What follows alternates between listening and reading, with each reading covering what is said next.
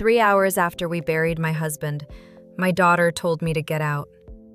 I was in the kitchen, our kitchen, washing dishes from the funeral, dishes people had eaten from while saying how sorry they were.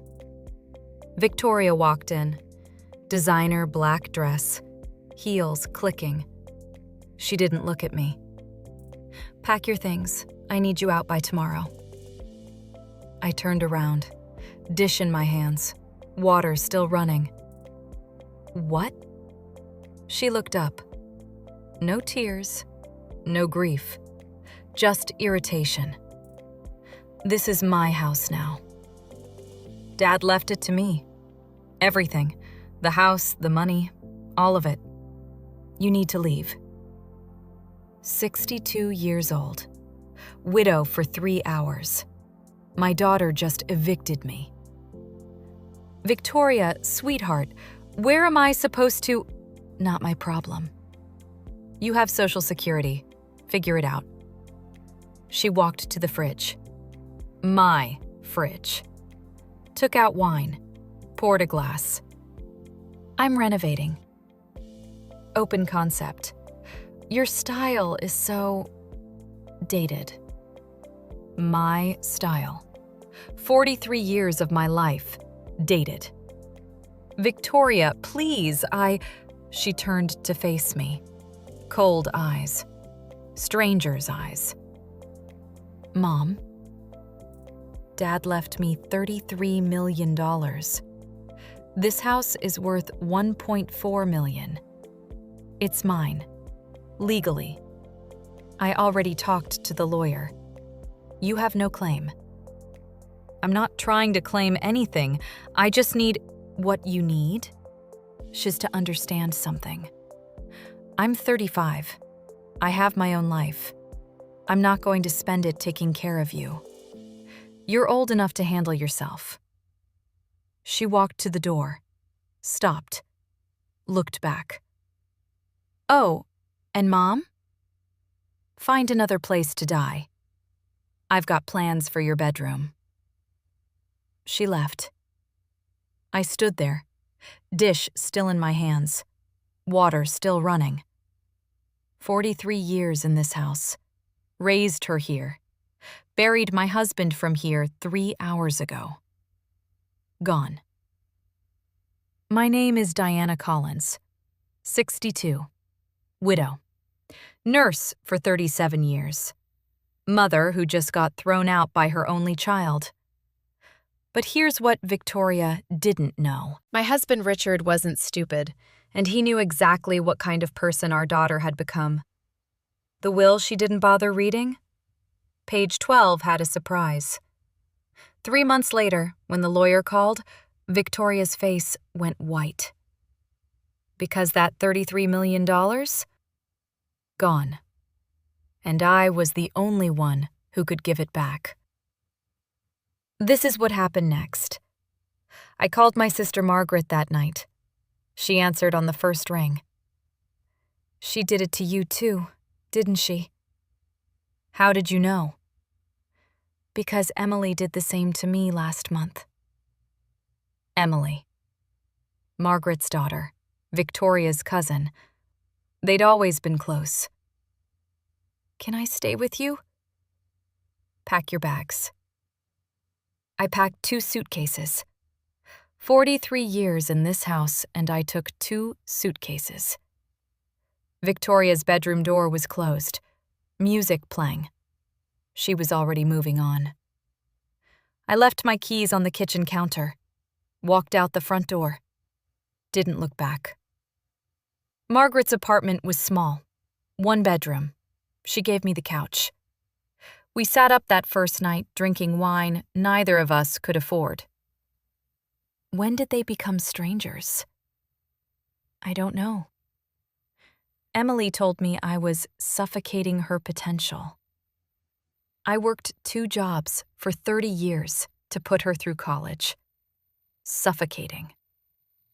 I thought about Victoria, tried to remember when she'd changed. Remember when Victoria was 8? What about it?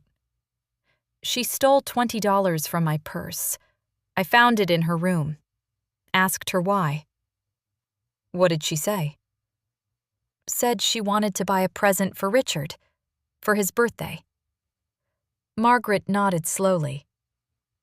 But then I found a doll she'd bought, for herself, with that money. She lied.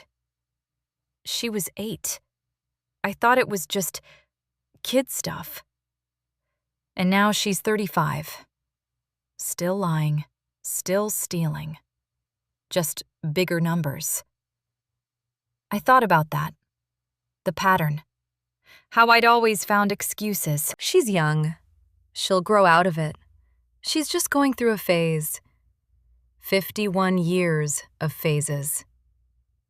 Did Emily give you any money? Are you kidding?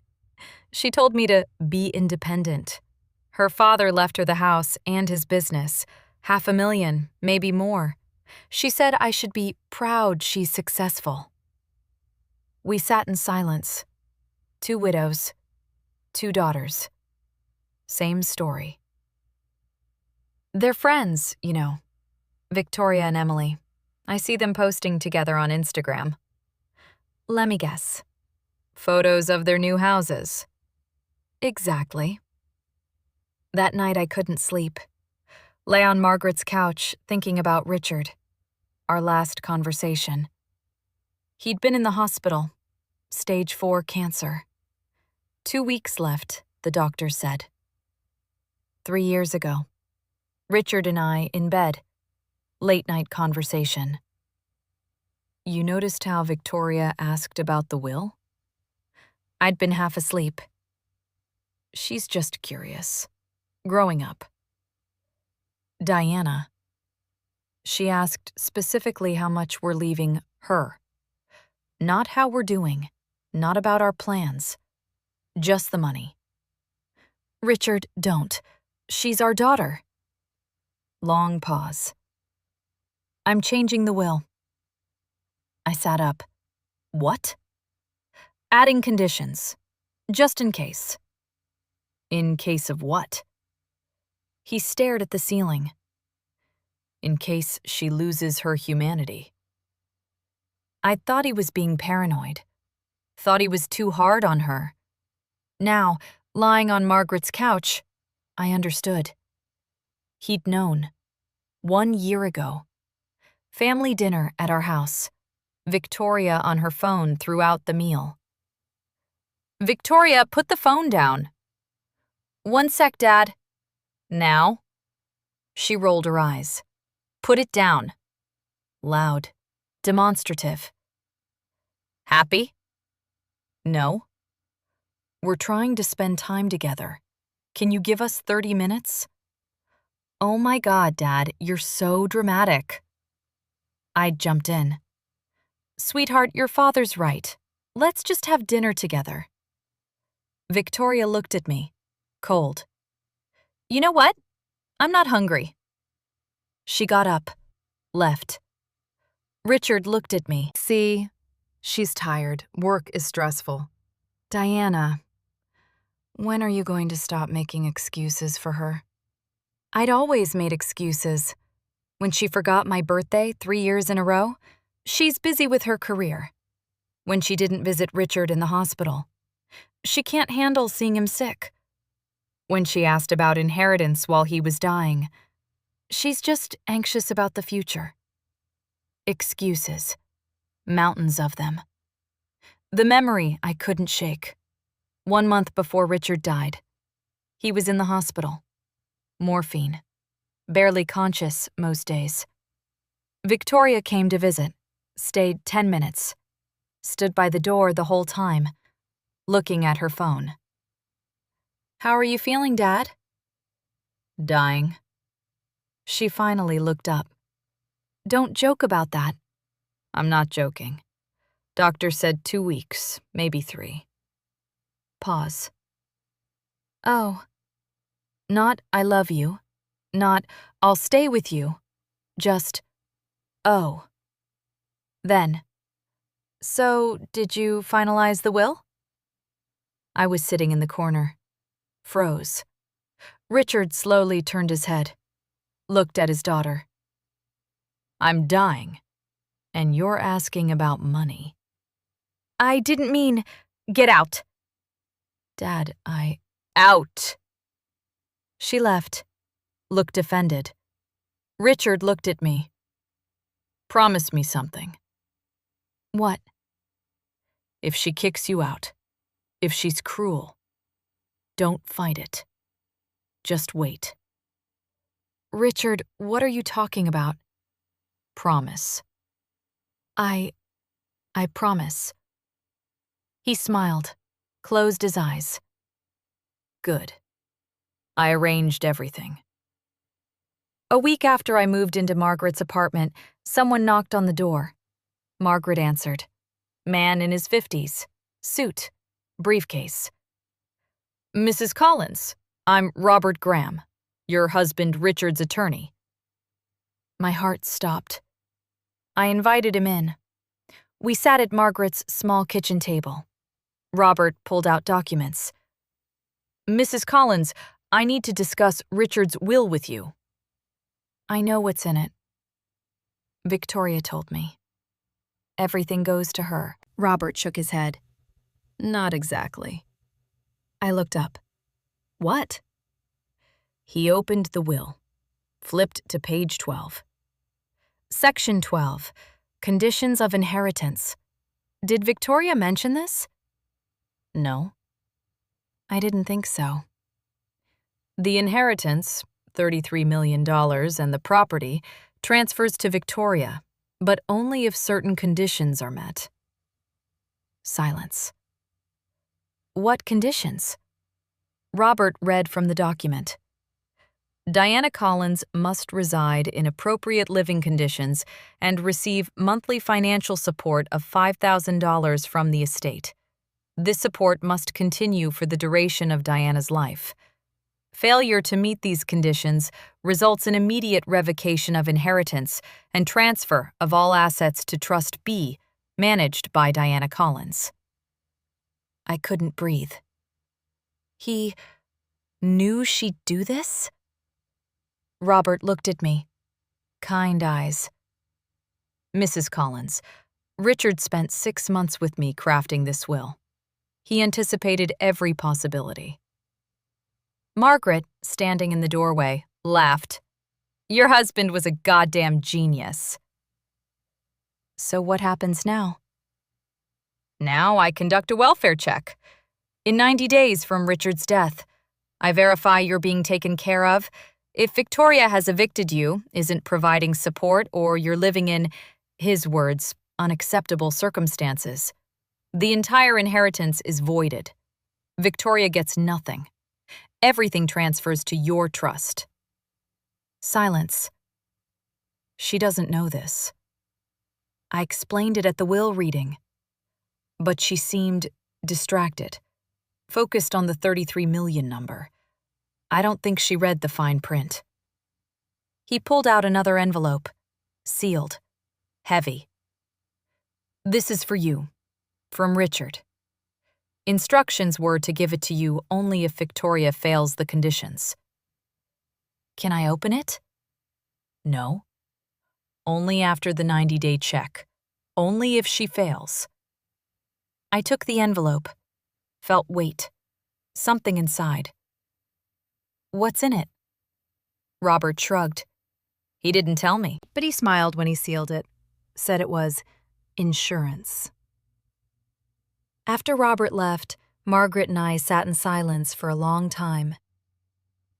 You have to tell her. Why? Because she's your daughter.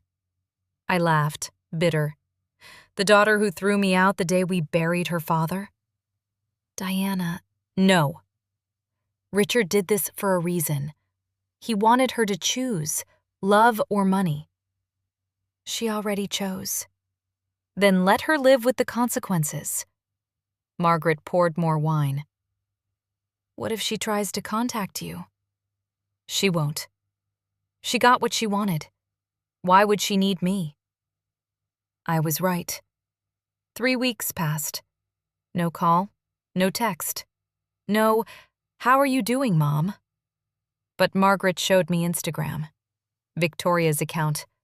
Photo of her in the living room. My living room. Champagne glass. Caption. New chapter, new beginnings. Comments. Comments. Gorgeous house. You deserve it, girl. Living your best life. I stared at the photo. She'd already removed my furniture. New couch. Modern. Cold. Margaret scrolled. Another photo. Victoria with an interior designer. Caption. Renovation time! Out with the old. Old. She means me. Emily does the same thing. Posts photos of her house, the house Robert and I bought 40 years ago. Calls it finally mine. I looked at the photos. Really looked. Victoria wasn't sad. Wasn't grieving. She was celebrating. When do you think they planned this? What? When did Victoria and Emily decide to get rid of us? Think they talked about it? Margaret thought about that. Probably. They're close. Always have been. You think they encouraged each other? I know they did. Last month, before Emily kicked me out, I heard her on the phone. She was talking to Victoria. Said, "Your mom's the same way. They just don't understand we need our own space." Our own space. In the houses we built. Day 30. Still no word from Victoria. I got a job. Part-time at a clinic. Receptionist work. Not what I was used to, but it paid. Margaret was working retail. 2 women in their 60s scraping by while our daughters lived in million-dollar houses. One evening, Margaret came home angry. Threw her purse on the couch. Emily came into the store today. What? She didn't see me at first.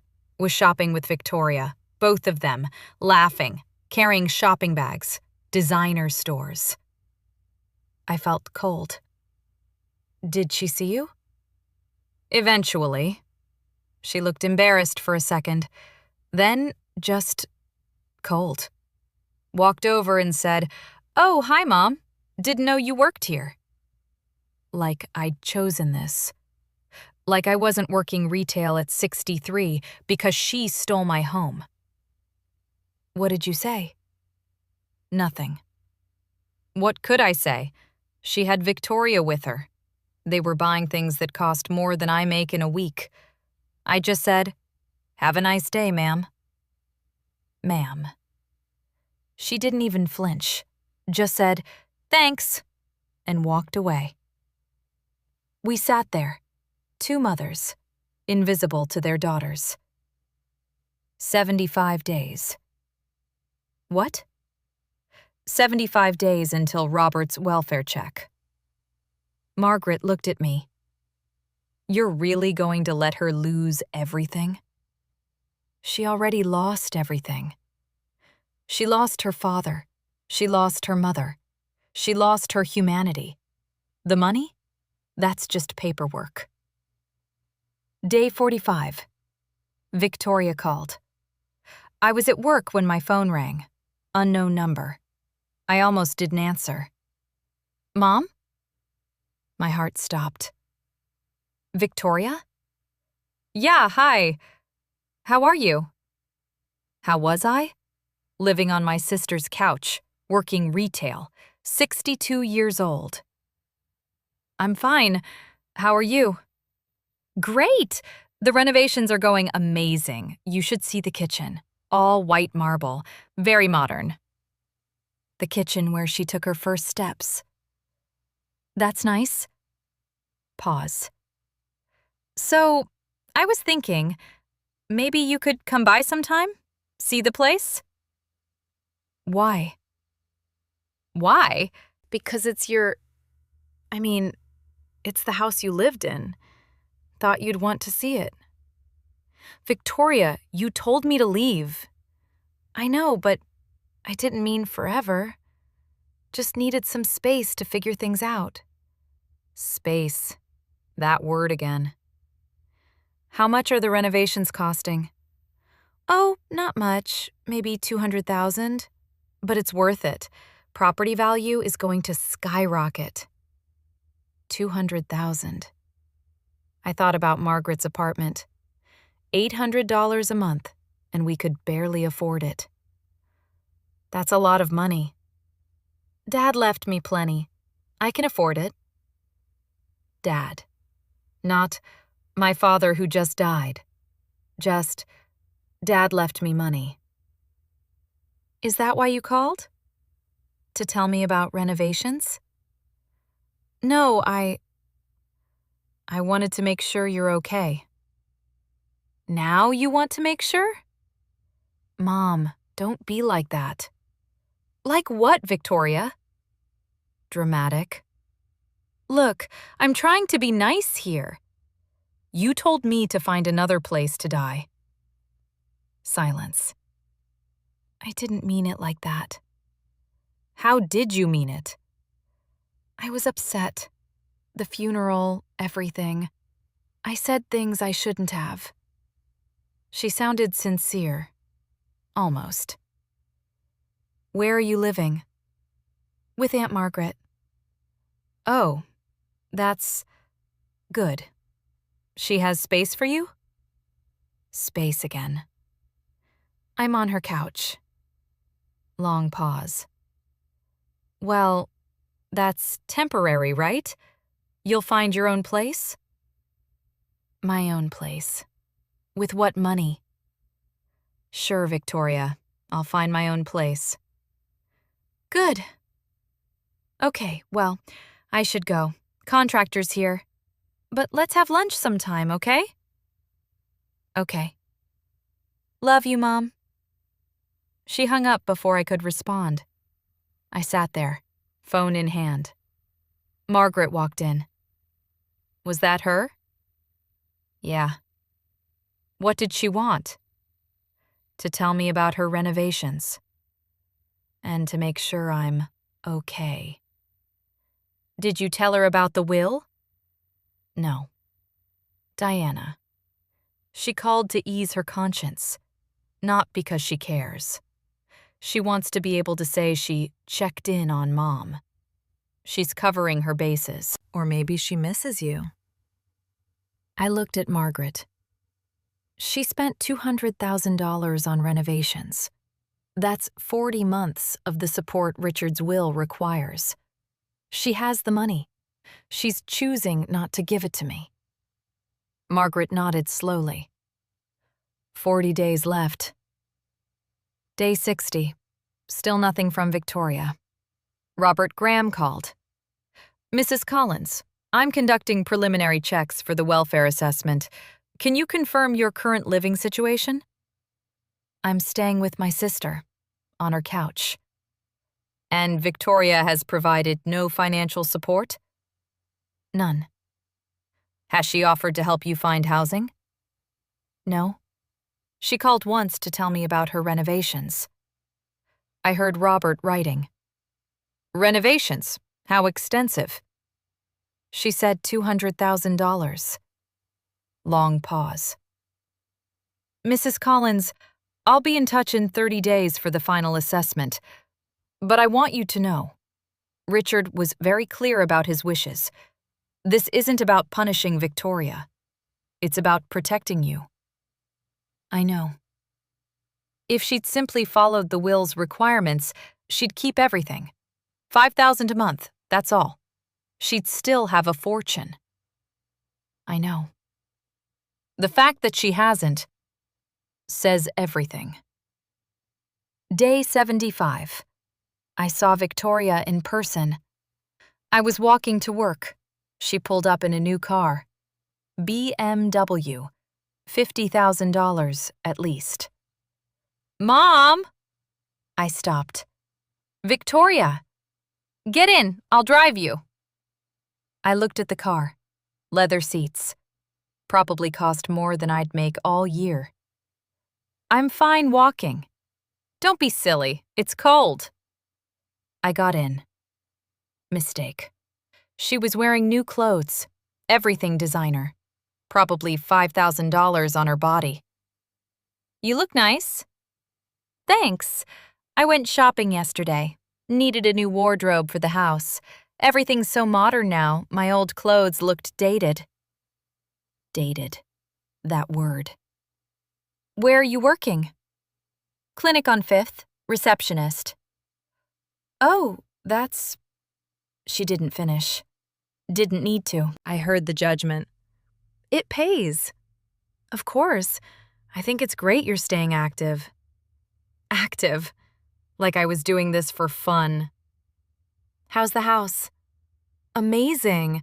You have to come see it. The kitchen is completely different. Open concept, island, everything. How much did you spend? Total? With furniture? Maybe 300,000? 300,000. 60 months of support. We pulled up to the clinic. Well, here you are. I looked at her. Really looked.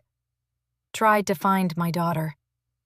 The little girl who'd cried when I left for work. Who'd made me breakfast in bed on Mother's Day. Who'd told me I was her best friend. Gone. All of it. Thank you for the ride. Of course. We should do lunch soon. I'll text you. She wouldn't. We both knew it. I got out, watched her drive away in her $50,000 car. Day 85. 5 days until the welfare check. Victoria called again. Mom, hi! Victoria. So, I was thinking, maybe you'd want to move back in? My heart stopped. What? I have the guest room. It's small, but it's yours if you want it. The guest room. In my house. Why now? What do you mean, why now? I'm offering you a place to live. You kicked me out 90 days ago. Why are you offering now? Silence. I've been thinking about Dad. What he'd want. He'd want us to be together. Richard. She was using Richard. If you move in, I'll even help with expenses. Give you some money every month. Monthly money. 5,000 maybe? Did someone tell you to do this? What? No, I miss you, Mom. She was lying. I heard it. Who told you, Victoria? Nobody. Why are you being paranoid? Did Robert Graham call you? Long pause. He mentioned something about a welfare check. Said it was routine, part of Dad's estate. There it was. And he mentioned the support requirement. He said there were conditions. But he wasn't specific. She was lying again. Robert would have been very specific. So you're offering me a place to live because of the will? No, because you're my mother. I've been on my sister's couch for 85 days, Victoria. Where was this concern? I told you, I needed space. You needed space more than I needed a home? That's not... Why are you making this difficult? I'm trying to help. 5 days ago, you didn't care where I lived. Now suddenly you're concerned? Robert must have explained the conditions very clearly.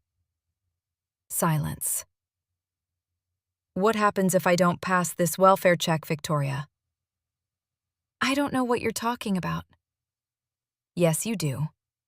What did Robert tell you? He just said...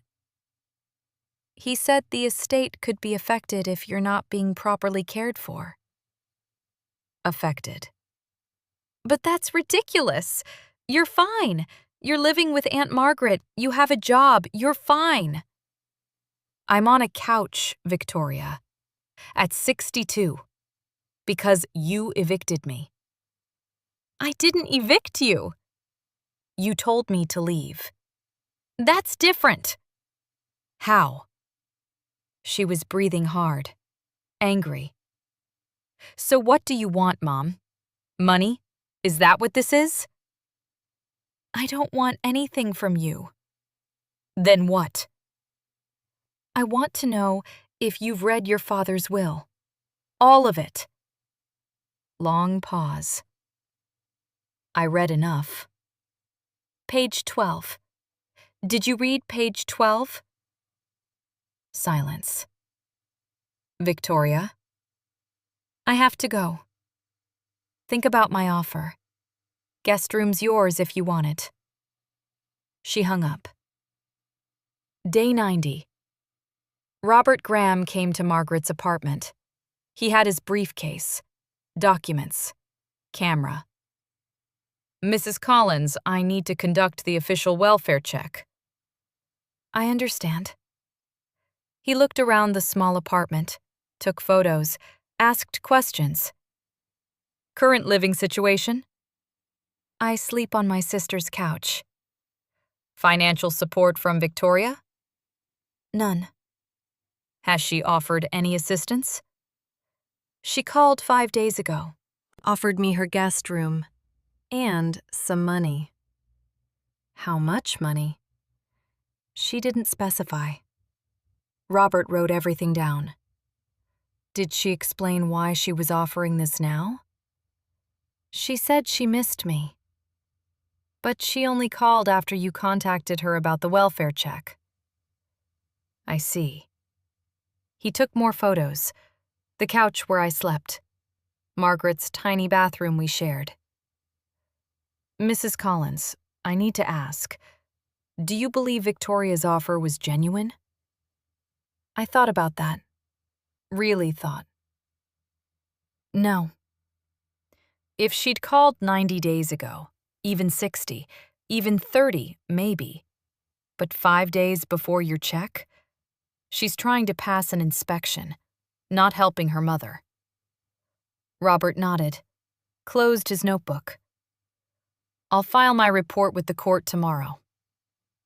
"And then?" "Then Victoria will be informed that she's failed the conditions of inheritance. All assets transfer to Trust B under your management." "How much time does she have?" "To comply? The 90 days are up."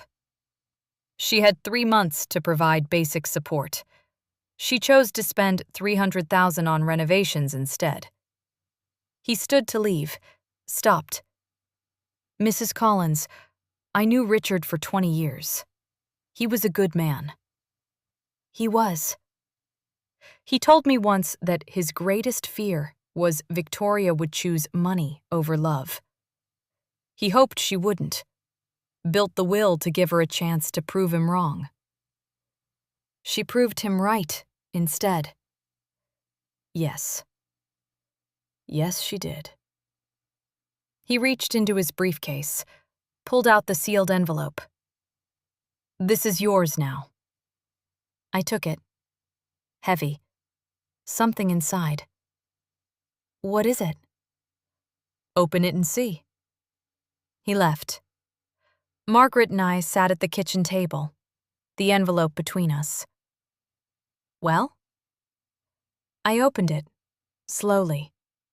Inside, a letter, handwritten. Richard's writing, and a USB drive. I read the letter out loud. "My darling Diana, if you're reading this, Victoria has failed.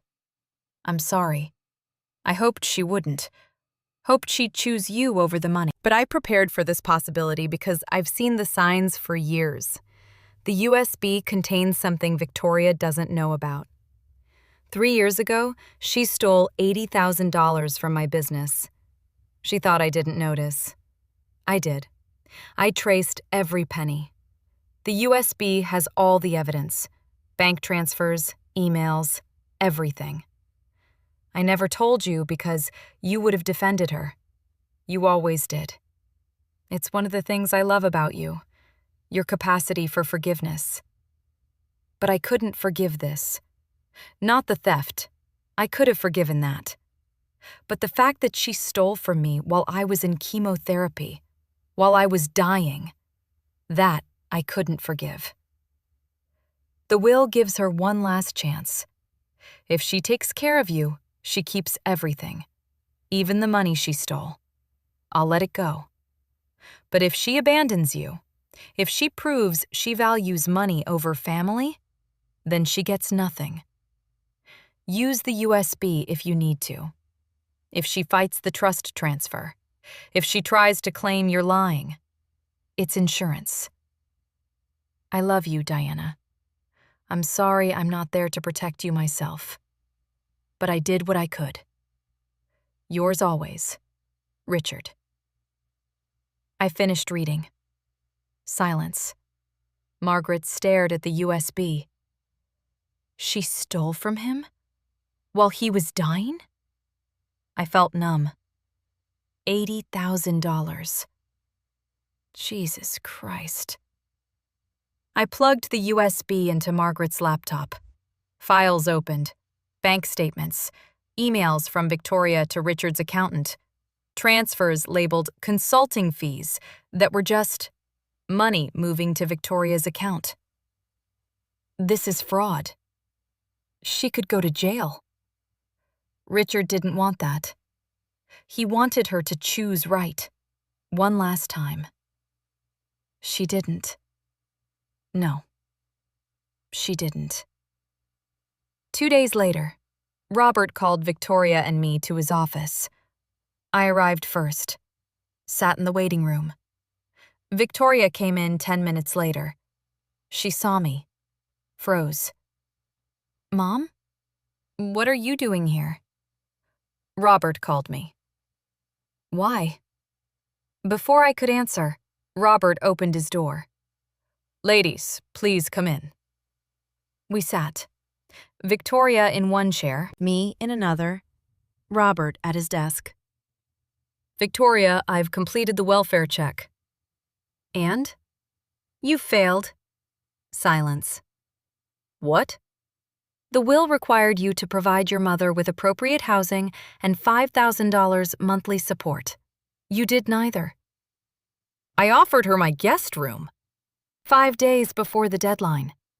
After 90 days of no contact, no support, while you spent $300,000 on renovations. Victoria looked at me. You told him that? He asked. This is ridiculous. She's fine. She's living with her sister. She has a job. She sleeps on a couch at 62 because you evicted her from her home. It's my home. No, it's not. Per the terms of the will, your failure to meet the conditions results in immediate revocation of inheritance. All assets, including the property, transferred to Trust B, managed by Diana Collins. Victoria went white. That's not... I have the will right here. Page 12, Section 12. You signed acknowledgement that you read and understood it. Victoria grabbed the will, read, her hands shaking. This can't be legal. It's perfectly legal. Your father had every right to structure his estate as he saw fit. But I'm his daughter, and Diana is his wife. The will prioritizes her welfare over your inheritance. You had 3 months to comply. You chose not to. Victoria looked at me. Really looked, for the first time in months. Mom, tell them this is a mistake. Tell them you don't want this. I looked at my daughter, thought about everything. The funeral, the eviction, the phone calls that never came, the new chapter Instagram post. I didn't want any of this, Victoria. I wanted my daughter. You have me. No. I had you. Past tense. You made your choice. I'll fix it. I'll give you money. You can move back in. I'll take care of everything. Why didn't you fix it 90 days ago? I told you I needed space. You needed space in a house big enough for 10 people? I was grieving. So was I, Victoria. I lost my husband. You lost your father. But you still had your mother. You threw her away. Victoria turned to Robert. There has to be something, an appeal, No appeals. The will is clear. I'll file the trust paperwork tomorrow. You have 30 days to vacate the property. Vacate? The house belongs to the trust now, managed by your mother. This is insane. She stood up, pacing. How much is the trust, the money? $33 million, plus the property, minus what you've already spent. Victoria looked sick. I spent $300,000 on renovations. Those become property of the trust. But She stopped, looked at me, really looked. You knew. You knew about this the whole time. Yes. Robert told you, and you didn't tell me. You didn't ask. You didn't call, didn't check on me, didn't care where I was sleeping or how I was surviving. Robert told you there were conditions. You didn't bother to read them. You let me fail. I let you choose. You chose. Victoria grabbed her purse, headed for the door. This isn't over. I'll sue. I'll fight this. That's your right. But I should mention, if you contest the will, certain additional evidence may come to light. Victoria stopped. What evidence? Robert looked at me. I nodded. Evidence that you embezzled $80,000 from your father's business 3 years ago, while he was undergoing chemotherapy. Victoria's face went white. I don't know what you're talking about. Bank transfers, emails, all documented. Your father knew. He chose not to prosecute, but if you fight this will, that evidence becomes part of the legal record. That's blackmail. No, that's consequence. You can accept the will's terms and walk away, or you can fight and face fraud charges. Your choice. Victoria looked at me, hate in her eyes. You did this. No. You did this. I just stopped protecting you from it. She left, slammed the door. I sat there, shaking. Are you all right?